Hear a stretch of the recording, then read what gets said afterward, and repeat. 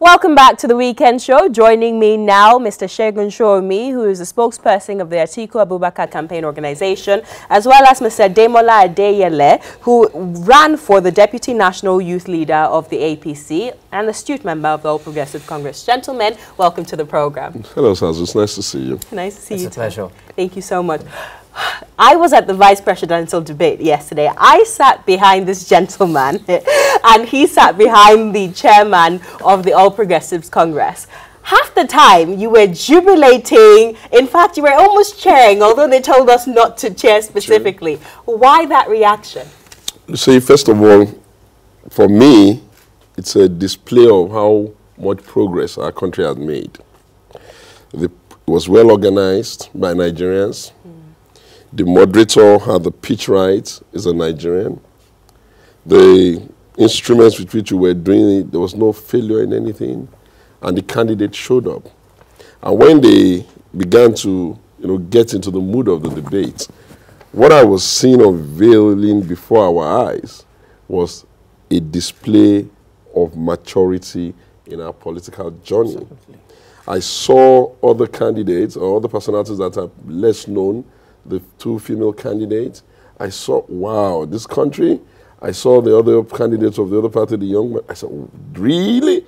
And then I saw the vice president whom we know, and I saw, obviously, my candidate, Peter Obi.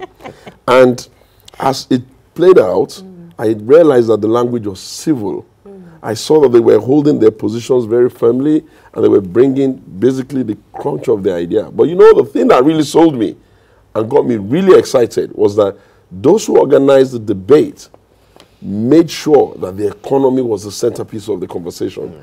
And it tells me that, good, that means that Nigerians know where the challenge is, and that means that Nigerians are asking their leaders to come and speak to the things that matter.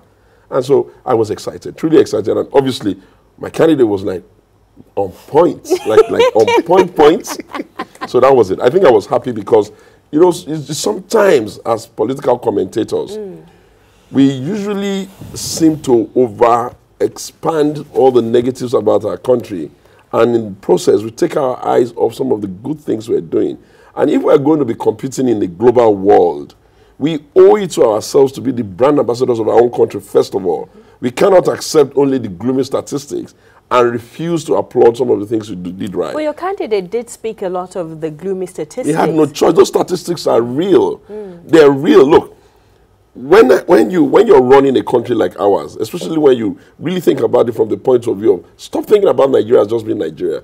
If we started to think about Nigeria as a representation of all the black people on earth, then maybe we get it. So if the Chinese can do it, if the Indonesians can do it, if some other countries can do it, then we get to challenge ourselves even more. Reference to China on social media. Once again. Yes. On social media, they've called Peter Obi the vice president of China because of his reference to China. Well, you know why he referenced China a lot? It's never happened in human history that any nation has lifted such a number of people out of poverty within such a short time. In human history, China lifted close to 700 people within 10 years. So if you realize that at the turn of the decade, they weren't like the biggest economy in the world or even the second. Japan was doing way better than them, and so many other countries were doing better than them. And if you can see that, okay, it's a large economy, some of them are peasants and all of that, and they've done so well. You have to benchmark yourself with the best. Dio, I see you shaking your head. You disagree. A lot of times, Mr. Sowunmi is a role model, so I think I'm just going to do well to puncture some of his facts. The fact remains that we had a star boy on the podium yesterday. Vice President Yemi Osinbajo, SAN. No stories about that. But more importantly, I quite agree with the part where he says that it shows where our democracy, our fledgling democracy, has gotten into. Honestly, it was a beautiful moment. I was proud as a Nigerian. So now, but speaking about the candidates, we spoke about China, I spoken about a lot of things. I think there's a very major need to do a lot of fact checking. There were a lot of wrong things, a lot of wrong statistics said yesterday. Yeah, there was a focus about the economy, but more importantly also, there was a focus about a lot of things that the current government is doing. What were the wrong statistics that was? There were several. For example, I heard BRICS. BRICS does not include Mexico and Indonesia, as mentioned, was alluded to. There were issues about intra-African trade, which is not 9%, it's actually 10%. There were things about, he spoke about China, for example. Are we ready to go through the pains that China went through? Mr. Showumi mentioned now that it took getting people out of poverty within how many years? 10. The government in power has spent how many years? 3. Are you about to spend 8? That's the question. So, but for me, what I actually want to point out is the fact that when we mention China, are we ready to take that kind of system? We mention other countries. We mention Dubai. Can we take the kind of government they took, the monarchy? We mentioned, we make examples of this country, but can we go through their system? Can we take the pains? Okay, now the vice president candidate of the PDP, Peter Obi, indicted, your vice president candidate, VP Osinbajo, saying that, the government came with fighting corruption as an economic policy, which, close the shop. you know which brought that, close the shop, and what if the whole shop... What is your take on fighting corruption as an economic policy? If I'm going to speak personally, I think the most important thing is while we fight corruption, at the same time, we put stops, we put measures in place to ensure that those things do not repeat themselves. But do you put plans in place as you fight corruption, then you thrive the economy? Yes, absolutely. Let's take a look at the vice president's closing remarks yesterday at the vice presidential debates, and here are the reactions from the people in the room. Nigeria is where it is today because of 16 years of misrule. The first thing to say is that, will I be allowed? The first thing to say is that poverty in 2004 in Nigeria was 80 million. As of 2014, it went to 112 million in Nigeria. What we set out to do from 2015 was to reduce that poverty and contain it. That's why we set up a social investment program of 500 billion naira, despite the fact that we were earning 60% less. What we've tried to do in the past 4 years is to redress the damage that had been done. We intend, and what we've done in that past 4 years, first of all, is to prevent the leakages, the corruption that brought us to where we were. Daya, you heard the reaction of the people in the room when the vice president mentioned 16 years. In fact, someone I was sitting next to was, kind of betting him on and saying 16 years, and he just said it, baiting him on 16 years, and the vice president fell into that and said 16 years, and the whole room erupted. Like, of course you would attribute again to the 16 years. Do you think it's time for the All Progressives Congress, your party, to shift from blame game of 16 years of PDP's government and focus more on what they've been able to achieve? It's possible, but does that erase the fact that we've had 16 years of another party in power? No. I'm just saying, does that, I'm asking a question, it might be a rhetoric. Does that erase the fact? Yes, as I said, I mentioned earlier that while you are planning on one side doing this bit, you put measures in place. You work out your best about infrastructures, the railway. You keep doing things. You make sure that you reach out through to the most downtrodden in the society. You do your very best when it comes to social intervention policies and programs. So while you make this does not mean that's where the party or the government actually stands alone.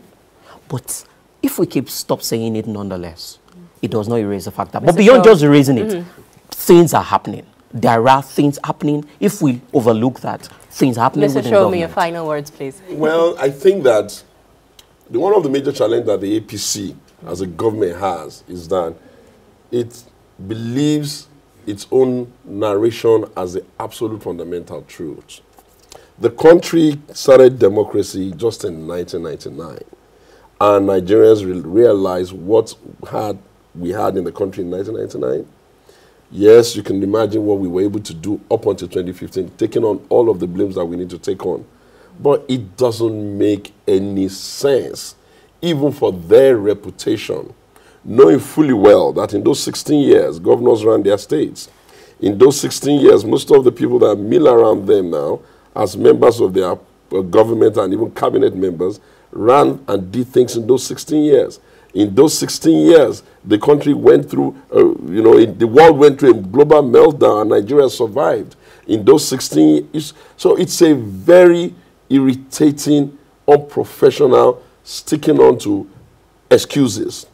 If you take whatever it is that you were supposed to do, just take a look at where we were in 2015, relative to poverty, relative to misery, relative to all the indices, and then look at where we are today.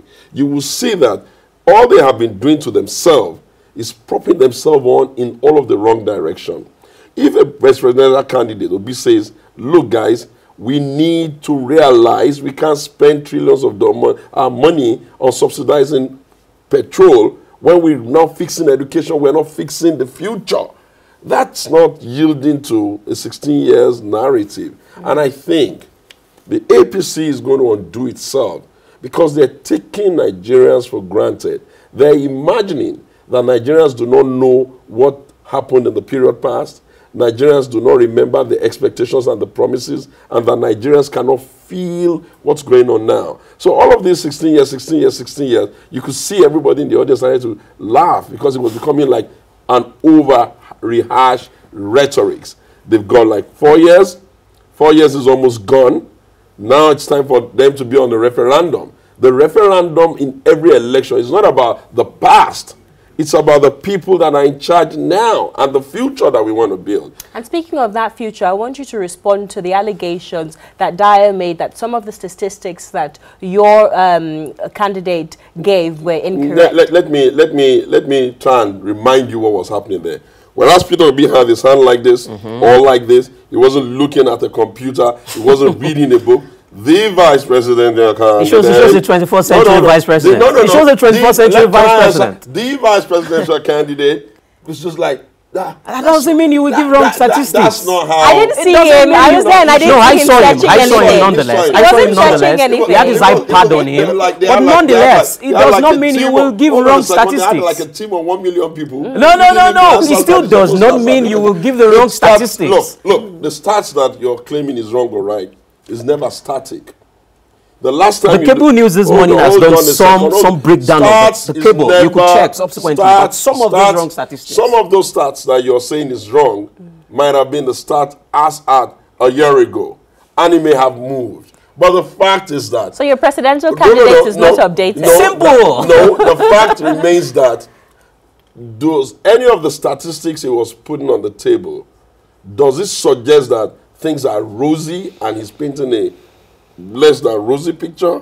The reality of the matter is that he was regurgitating these numbers of the curve and he was trying to make a point. And the point he was making was well received by Nigeria. I think it will be more impressive. Like 2 million cars as to 11.2 million cars. Yes. Exactly. For example, fertilizer, subsidy. For example, the Vice President said something about fertilizer imports. It was correct. Are you arguing with the fact that we have less cars in the country relative to the number of people in poverty?